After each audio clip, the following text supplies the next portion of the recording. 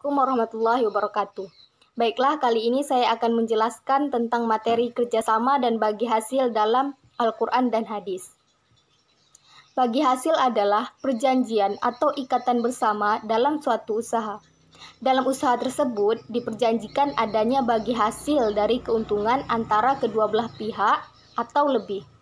Dasar hukum dari kerjasama dan bagi hasil ini ada dalam Quran Surah Al-Baqarah ayat 177 dan Quran Surah Al-Ma'idah ayat 2. Prinsip-prinsip bagi hasil yang pertama, prinsip tauhid dan persaudaraan. Yang kedua, yaitu prinsip kerja. Yang ketiga, prinsip distribusi dan kekayaan. Dan yang keempat, prinsip keseimbangan.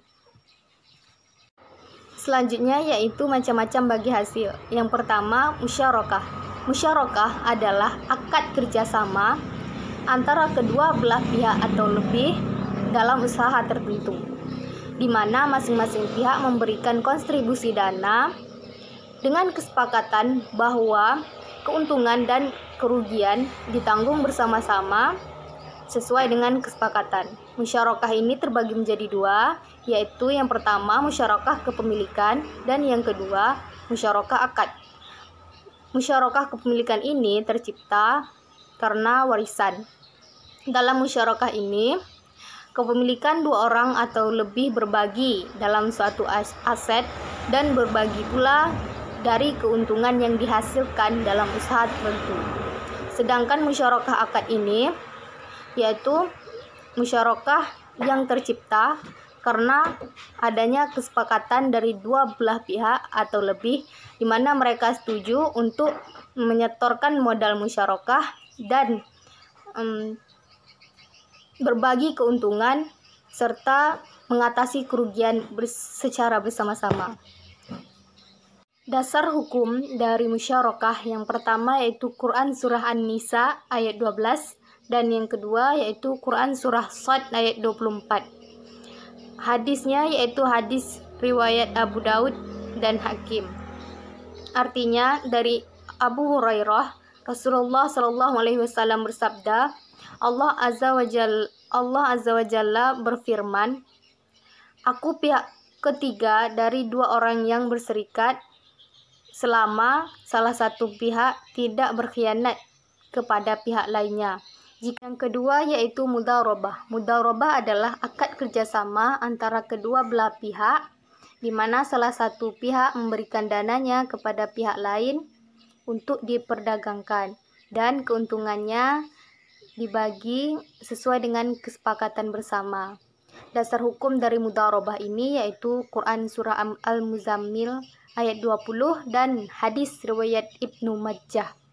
Mudharabah ini terbagi menjadi dua, yaitu mudharabah mutlaqah dan mudharabah muqayyadah.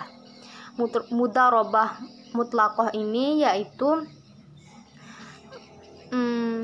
di mana cakupannya itu lebih luas dan tidak dibatasi spesifikasi jenis usaha, waktu dan tempat usahanya. Sedangkan mudharabah muqayyadah ini cakupannya dibatasi dengan batasan jenis usaha, tempat, dan waktu usahanya.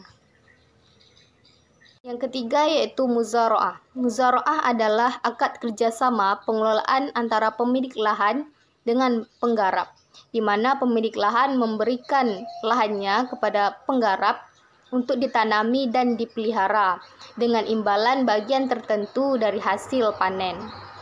Rukun dari muzara'ah yaitu pertama pemilik lahan, yang kedua penggarap, yang ketiga yaitu objek muzara'ah antara manfaat lahan dan hasil kerja, dan yang keempat yaitu ijab dan qabul.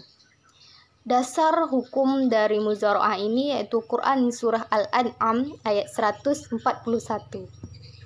Selanjutnya yaitu musaqah. Musaqah adalah akad antara pemilik kebun dan pengelola atau penggarap untuk memelihara kebun atau tanaman pada masa tertentu sampai tanaman itu berbuah.